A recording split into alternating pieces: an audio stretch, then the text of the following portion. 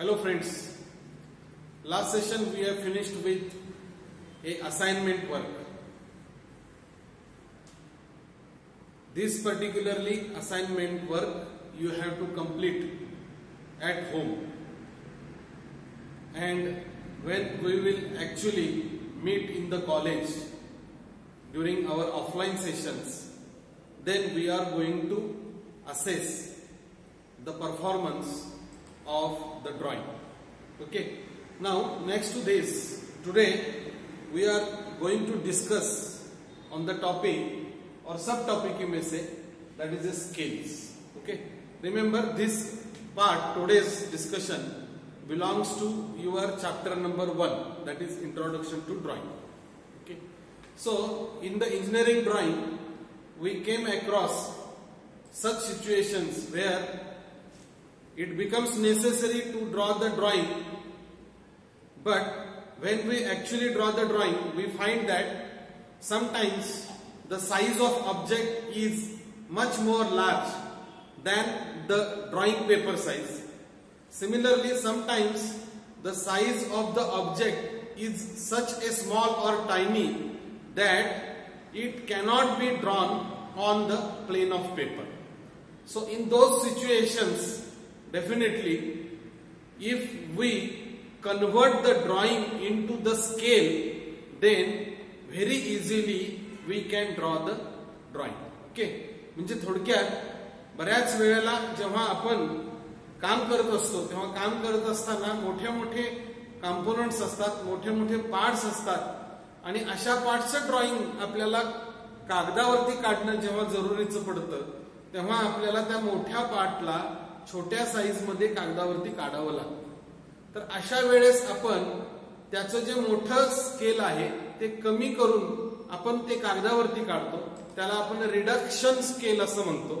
तुम्ही झेरॉक्स काढत असताना हा अनुभव घेतला असेल की एनलार्ज करून पण झेरॉक्स काढता येते आणि रिड्यूस करून रिडक्शन करून पण झेरॉक्स काढता येते. तर तोच कन्सेप्ट आपल्याला ड्रॉइंग मध्ये आपण यूज करतो, पण ऍक्च्युली आपण ड्रॉइंग काढत असतो. जेव्हा रिक्वायरमेंट आपल्याला ड्रॉइंग मध्ये अशी असते की मोठ्या साईजचं ड्रॉइंग आपण काढू शकत नाही, तेव्हा त्याला स्मॉल स्केलला कन्वर्ट करायचं आणि ते ड्रॉ करायचं, त्याला आपण रिडक्शन स्केल असं म्हणतो.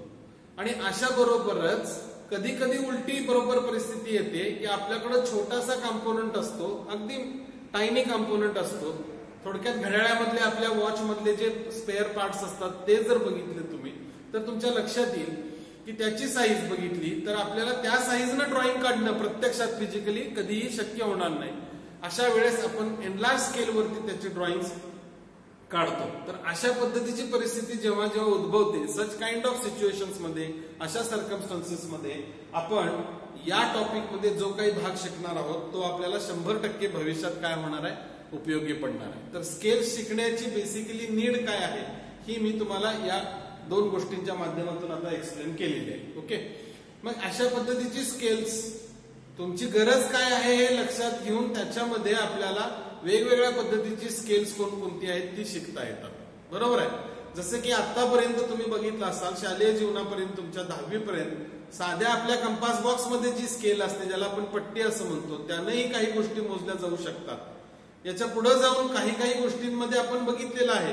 समजा तीच जर तुम्ही स्टीलची पट्टी घेतली तर त्याच्यामध्ये पहिला 1 सेंटीमीटरचा भाग आहे तो आणखी काही भागांमध्ये विभागलेला तुम्हाला दिसून येतो. म्हणजे त्याही पेक्षा कमीत कमी मोजमाप मोजण्यासाठी आपण त्याचा वापर करू शकतो. किंबहुना व्हर्नियर कॅलिपर हे सुद्धा नाव तुम्ही कदाचित ऐकलं असाल, किंवा स्क्रू प्रमापी ज्याला मायक्रोमीटर म्हणतो हेही तुम्ही नाव ऐकलं असाल. तर ही ऍडव्हान्सेस इन मेजरिंग इन्स्ट्रुमेंट्स आहेत की ज्याच्यात आपण याच्यापेक्षाही कमीत कमी मोजमाप काय करू शकतो, मोजू शकतो. बरोबर आहे. तर आपली गरज उपयोग ही ध्यानात घेऊन याचा वापर आपल्याला पर्टिक्युलरली करावा लागतो. सुटेबिलिटी त्याची त्या ठिकाणी आहे का नाही हे विचारात घेऊन आपण ते काम करायचं. ओके, आपण त्या भागाकडे थोडस नंतर जाणार आहोत, पण आज आपण स्केल्स मध्ये काय बेसिकली कंटेंट कव्हर करणार आहोत. तर त्याच्यामध्ये बघा पहिला पॉइंट जो आहे तो बेसिक इन्फॉर्मेशन आहे. थोडस इंट्रोडक्शन मी आता या अनुषंगानेच तुमच्यापर्यंत आणलेलं आहे. So in the basic information मध्ये स्केल म्हणजे काय, बेसिकली स्केलचा वापर कुठं होतो हा पार्ट आपल्याला बघायचा आहे. त्यानंतर टाइप्स अँड इम्पॉर्टंट युनिट्स, जसं मी सांगितलं की त्याचे प्रकार आहेत. तुमची गरज, तुमचा वापर ध्यानात घेऊन त्याच्यामध्ये वेगळे वेगळे प्रकार विस्तारलेले आहेत. तर त्यापैकी कोणता प्रकार आपल्याला शिकायचा आहे, त्याचं युनिट काय असतं, कुठेपर्यंत आपण त्याचं मोजमाप घेऊ शकतो, त्याची लिमिटेशन्स काय आहेत, हा पार्ट याच्यामध्ये. यानंतर प्लेन स्केल्स, याच्यावरचे 3 प्रॉब्लेम्स आपण डिस्कस करणार आहोत. यानंतर डायगोनल स्केल्स, याच्याबद्दलची माहिती, डायगोनल स्केल कसं कन्स्ट्रक्ट करायचं, this part we are going to study. And based on this part we are going to study the 3 problems on diagonal scales. आता इथपर्यंत point number 5 पर्यंत जो काही पोर्शन्स आपण हायलाइट केलेला आहे, that much portion is for your syllabus. याच्यानंतर खाली जे आहे कंपॅरेटिव्ह स्केलचा आहे, वर्नियर स्केलचा आहे, वर्नियर स्केल नंतर स्केल्स ऑफ कॉर्ड्स वगैरे आहे. That part though it is been there in the slide, that is not for your syllabus. म्हणून पर्पजली जो भाग आपल्याला परीक्षेच्या दृष्टीपर्यंत किंवा आपल्या मेकॅनिकल इंजिनिअरिंगच्या दृष्टीनं आत्ता शिकणे आपल्याला अभिप्रेत आहे, तो पार्ट आपण इथपर्यंत शिकणार आहोत पॉइंट नंबर 5 पर्यंत. याच्यावर आधारितच प्रश्न तुम्हाला परीक्षेत असणार आहेत, याच्यापेक्षा वेगळं काही त्याच्यामध्ये असणार नाही. Take it granted. Okay, next slide. Okay, now with this will start with the scales. आता इथं बघा, स्केल्स याचा अर्थ आपण म्हणतो की मोजमाप, बरोबर. आता याच्या बेसिक इन्फॉर्मेशन मध्ये मी मगाशी तुम्हाला एक्सप्लेन केलेले आहे तीच गोष्ट आहे की स्केल्स आपल्याला कधी कधी रिड्युसिंग साईज मध्ये काढावे लागतात, त्याला रिड्युसिंग स्केल्स असं म्हणतात. बघा इथं, dimensions of large objects must be reduced to accommodate on the standard size of drawing sheets. आपण ड्रॉइंग शीटचे साईजेस बघितलेले आहेत आणि आपण समजा A0, A2, A1, A2 यापैकी कुठल्या तरी एक साईजची शीट ड्रॉइंग काढायला घेतली आपण आणि आपल्याला त्या ड्रॉइंग वरती समजा पाईपलाईन जी केलेली आहे, आपण नदीवरचं पाणी आपण पंपाने उचलून आपल्या शेतात आपण पाईपलाईन थ्रू आणणार आहोत आणि त्याचं ड्रॉइंग एखाद्या समजा सिव्हिल इंजिनियरला प्रिपेअर करायचं असेल आणि त्यानं समजा घेतली सीट, A0 साईजची शीट घेतली. आता नदी आणि आपलं शेत याच्यामध्ये किलोमीटरचं अंतर आहे, पण ड्रॉइंग वरती ते सगळं मोजमाप आपल्याला बसवायचं असेल तर आपल्याला कुठेतरी ही साईज काय करायला पाहिजे, रिड्यूस करायला पाहिजे. त्यासाठी काहीतरी किलोमीटर म्हणजे माझं स्केल, म्हणजे समजा 1 मीटर म्हणजे माझी 1 सेंटीमीटरची रेषा किंवा 10 सेंटीमीटरची रेषा, असं मला स्केल इमॅजिन करून त्याला रिड्यूस करायला लागणार आणि हे रिडक्शन इनटू स्केल याला म्हटलं जातं. म्हणजे इथं मी सांगितल्याप्रमाणे आता की लार्ज ऑब्जेक्ट आहे, बरोबर आहे की नाही, तर त्याला कमी करून आपल्या रिक्वायरमेंटला जी सीट आहे त्याच्यामध्ये जर त्याला बसवायचं असेल, बरोबर आहे की नाही, तर त्याला आपण रिडक्शन असं म्हणतो. आणि this reduction creates a scale of reduction ratio. जेव्हा मोठं माप आहे ते आपण छोट्यात आणून बसवतो तेव्हा तिथं रिडक्शन करतो, म्हणजे काही प्रमाणात त्याला रिड्यूस करतो आपण. आणि त्यामुळे इथं ते जे स्केल होतं ते फ्रॅक्शन मधलं स्केल असतं. म्हणजे याचा जर रेशो आपण काढला तर तो रेशो 100% लेस दॅन काय येतो, 1 येतो. ओके, अशा पद्धतीच्या स्केलला such a scale is called as a reducing scale and that ratio is called as a representative factor. त्या रेशोला काय म्हटलं जातं, रिप्रेझेंटेटिव्ह फॅक्टर. म्हणजे तुम्ही कितीनं त्याला कमी करताय, रिड्यूस करताय, याचा जो फ्रॅक्शन येणार आहे. जेव्हा मोठ्या स्केलला आपण छोट्यात बसवतो तेव्हा आपल्याला फ्रॅक्शन यूज करावा लागतो, मग तो जो फ्रॅक्शन येतो त्याला रिप्रेझेंटेटिव्ह फॅक्टर, त्याला शॉर्ट फॉर्म मध्ये आपण R.F असं म्हणतो.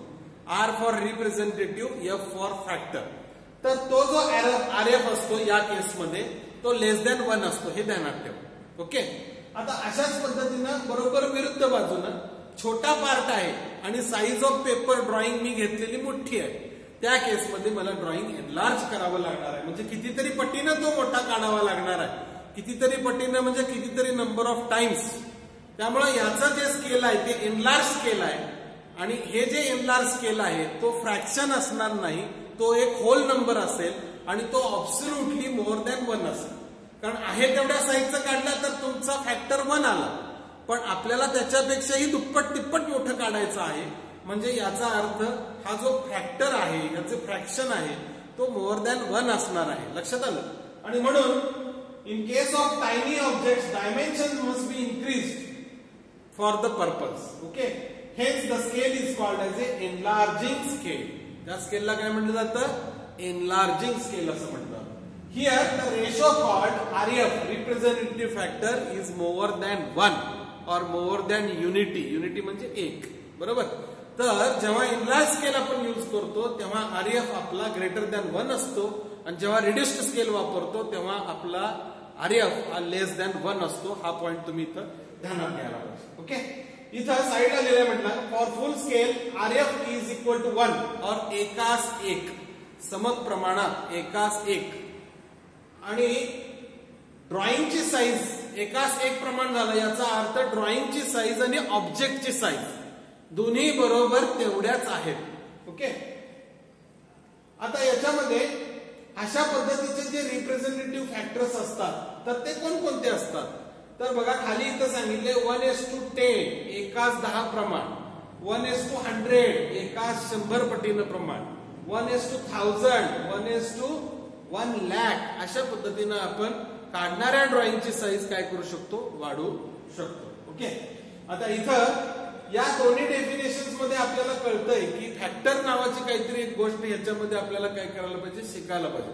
कमी करायचं असलं तरी फॅक्टर आहे, वाढवायचं असेल स्केल तरी सुद्धा तो फॅक्टर आहे. तर तो फॅक्टर म्हणजे आरएफ ज्याला आपण रिप्रेझेंटेटिव्ह फॅक्टर्स असं म्हणतो, फॅक्टर असं म्हणतो. आता रिप्रेझेंटेटिव्ह फॅक्टर याचा अर्थ काय डायमेन्शन ऑफ द ड्रॉइंग. काय म्हणले बघा dimension of the drawing and dimension of the object. म्हणजे मी काढल्यानंतर माझ्या ड्रॉइंग वरचं जे डायमेन्शन आहे त्याला भागिले ऍक्च्युली ऑब्जेक्टची साईज किती आहे. आता थोडक्यात हा माझ्याकडे प्रोजेक्टरचा पेन आहे, याची लांबी समजा एक 10 सेंटीमीटर आहे, बरोबर आहे. तर ही ऍक्च्युअल साईज आहे, याची लांबी किती झाली 10 सेंटीमीटर. पण मी माझ्या ड्रॉइंग मध्ये काढताना मी 100 सेंटीमीटरची लाईन मारली किंवा एवढी मोठी राहू दे मी 20 सेंटीमीटरची लाईन मारली. ऍक्च्युली आहे 10 सेंटीमीटरचा पण मी मारतो कितीची 20 सेंटीमीटरची लाईन. यापैकी काय काय होणार बघा.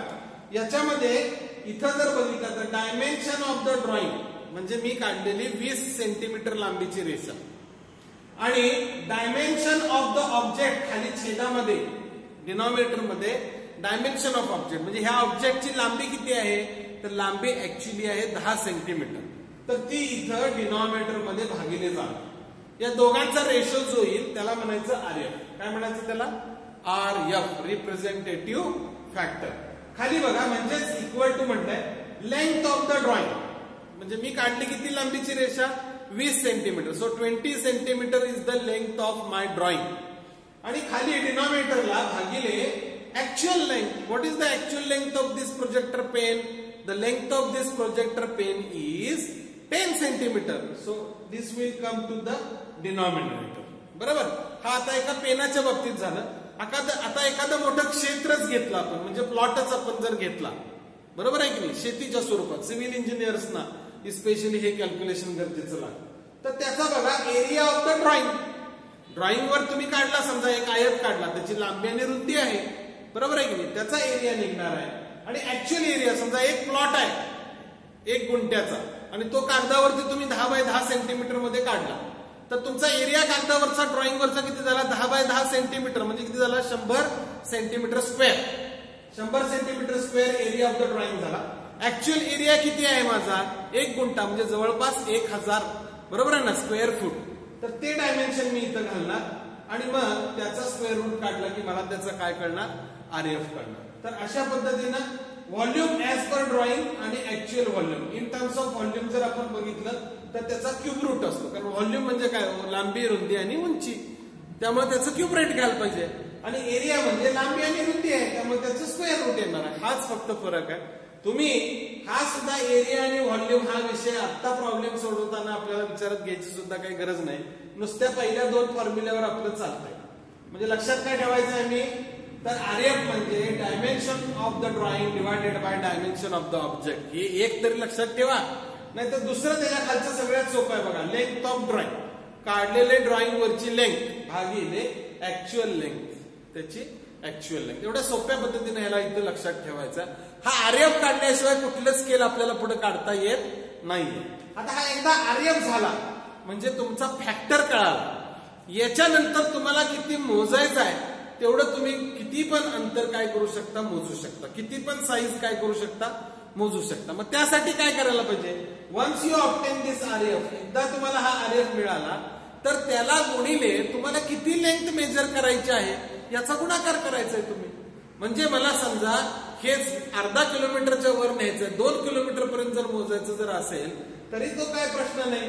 म्हणून लेंथ ऑफ स्केल 2 किलोमीटर मला मोजायचं, त्यासाठी मला जे स्केल मध्ये ड्रॉइंग काढायला लागणार आहे ती रेषा मला जर काढायची असेल तर त्याची लेंथ मला फाइंड आउट करावी लागेल. आणि ती लेंथ फाइंड आउट करायची असेल तर length of scale is equal to मगाच्या फॉर्म्युल्यानं मी आरएफ काढलाय गुणिले 2 किलोमीटर आहे, कारण मला मोजायचं किती आहे 2 किलोमीटर. अशा पद्धतीनं आरएफ ला तुम्हाला जेवढी लेंथ मेजर करायची आहे म्हणजेच maximum length to be measured याचा गुणाकार जर केला तर तुम्हाला तुम्ही किती लांबीची रेषा काढायची आहे. मग 2 किलोमीटरला तुम्ही आरएफ न गुणल्यानंतर तुमची ठराविक लांबीची रेषा तुम्ही कागदावर काढली तर ती रेषा तुम्हाला 2 किलोमीटर अंतर दर्शवणार आहे, लक्षात घ्या.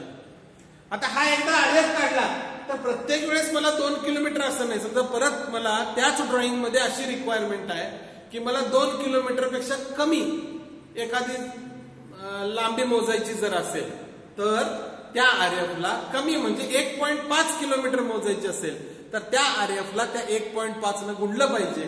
म्हणजे किती लांबीची रेषा मी काढायची ती मला कळेल आणि ती रेषा मला 1.5 किलोमीटर अंतर दर्शवेल. मोजलात तर 1.5 किलोमीटर असणार नाही, that is not actual drawing, actual length. तर ती स्केल्ड लेंथ आहे आणि ती तुम्हाला त्या प्रपोर्शन मध्ये तिथं काढता येईल. तर अशा पद्धतीनं एकदा आपल्याला आरएफ मिळाला तर पाहिजे तेवढी लांबी आपण आपल्या स्केल मध्ये काय करू शकतो, कन्वर्ट करू शकतो. So this is the interpretation of this. तर हा फॉर्म्युला जो RF is equal to length of drawing divided by actual drawing आहे, हा परीक्षेला बऱ्याच वेळेला विचारतात. Define what is mean by RF representative factor. तर तो फॉर्म्युला आपल्याला लक्षात ठेवणं गरजेचं आहे आणि या फॉर्म्युल्यावरनं आपल्याला मॅक्सिमम लेंथला मल्टिप्लाय केला तर आपल्याला लेंथ ऑफ स्केल त्याच्यामध्ये काढता येतो. नेक्स्ट, आता याच्यानंतर काही युनिट्स आहेत स्केल्स मधले, तर त्याच्यामधले कन्व्हर्जन्स काय आहेत ते आपल्याला कळायला पाहिजे. आपण आठवतंय का बघा, तुम्हाला साधारणपणे 4थीत असताना milli centi decimetre deca hecto kilo असं एक पाठ केलेलं वाक्य आहे. Milli centi decimetre deca hecto kilo. आता तुम्ही इथं बघा बॉटमला यायचं, 1 सेंटीमीटर म्हणजे काय हो.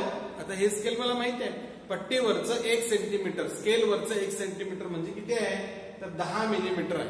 किती आहे 10 मिलीमीटर आहे. तर त्या पद्धतीनं 1 सेंटीमीटर म्हणजे 10 मिलीमीटर. मग 1 डेसिमीटर म्हणजे किती तर 10 सेंटीमीटर. 1 डेसिमीटर म्हणजे 10 सेंटीमीटर. पुन्हा 1 मीटर इथं बघा 1 मीटर म्हणजे 10 डेसिमीटर. पुन्हा 1 डेकॅमीटर म्हणजे 10 मीटर. पुन्हा 1 हेक्टोमीटर म्हणजे 10 डेकॅमीटर्स. आणि शेवट 1 किलोमीटर म्हणजे 10 हेक्टोमीटर. बघा प्रत्येक बाजूचं स्केल इथं मल्टिप्लाय होत गेलं. इथं 1 सेंटी म्हणजे 10 मिलीमीटर. पुन्हा 1 डेसी म्हणजे 10 सेंटीमीटर. 1 मीटर म्हणजे 10 डेसिमीटर. 1 डेकॅमीटर म्हणजे 10 मीटर. 1 हेक्टोमीटर म्हणजे 10 डेकॅमीटर. 1 किलोमीटर म्हणजे 10 हेक्टोमीटर. हे कन्व्हर्जन थोडं आपल्याला या ठिकाणी काय करावं, लक्षात ठेवावं लागतं. त्यामुळे तुमच्या लक्षात ठेवताना milli centi deci metre deca hecto kilo बरोबर आहे. मग मिली लिहिलं तर 10 मिली म्हणजे 1 सेंटीमीटर. सेंटी लिहिलं 10 सेंटी म्हणजे 1 डेसिमीटर. लक्षात आलं. अशा पद्धतीनं हे तुम्हाला चार्ट हे कन्व्हर्जन थोडंसं का असेना पण लक्षात ठेवावं लागेल. ठीक आहे, ओके. आता स्केल्स मध्ये आपण जे शिकणार आहोत ते 2च टाईप आहेत. मगाशी पण मी हा विषय थोडासा हायलाइट करून सांगितलाय तुम्हाला की आपल्याला भरपूर जरी टाईप्स असले स्केलचे तर आपल्या दृष्टीने उपयोगाचे ठरणारे 2च टाईप आहेत. त्यामध्ये पहिला जो टाईप आहे तो प्लेन स्केल्स. आता प्लेन स्केलचं ऍप्लिकेशन हे लिमिटेड आहे. अप टू काय, up to reading a single decimal value. म्हणजे एका डेसिमलच्या व्हॅल्यू पर्यंत आपण मोजू शकतो. म्हणजे 5.5, 4.4 अशा पद्धतीनं मेजरमेंट करण्यासाठी सिंपल स्केल वापरतात. त्याला आपण प्लेन स्केल असं म्हणतो. आणि दुसरा जो आहे तो डायगोनल स्केल आहे. तर 1 डेसिमलच्या मध्ये आणखी एक पोझिशन ऍड होते म्हणजे तो 2 डेसिमल पर्यंत वाचू शकतो. म्हणजे 2.95 एवढं मला दाखवायचं असेल तर मला मात्र प्लेन स्केल काढता येणार नाही. मला काय काढायला लागेल, डायगोनल स्केल काढायला लागेल. 9.5 हा फ्रॅक्शन आला, 0.95 हा फ्रॅक्शन आला. आणि तो फ्रॅक्शन काढायचा असेल तर मला मात्र कोणतं स्केल वापरावं लागणार आहे, डायगोनल स्केल वापरू. तर अशा पद्धतीनं सिंगल डिजिट मध्ये जर रीडिंग मेजर करायचं असेल, डायमेन्शन मेजर करायचं असेल, तर we are going to make use of plain scale. And if it is been required to measure it in 2 units or 2 digits, then we are going to make use of diagonal scales. Okay. So with this, we will finish this presentation, and based on these plane scales and diagonal scales, we are going to study 3 problems each on plane scale and 3 problems on diagonal scale. So in the next slide or next presentation, we will start with actual problem on plane scale. Thank you very much.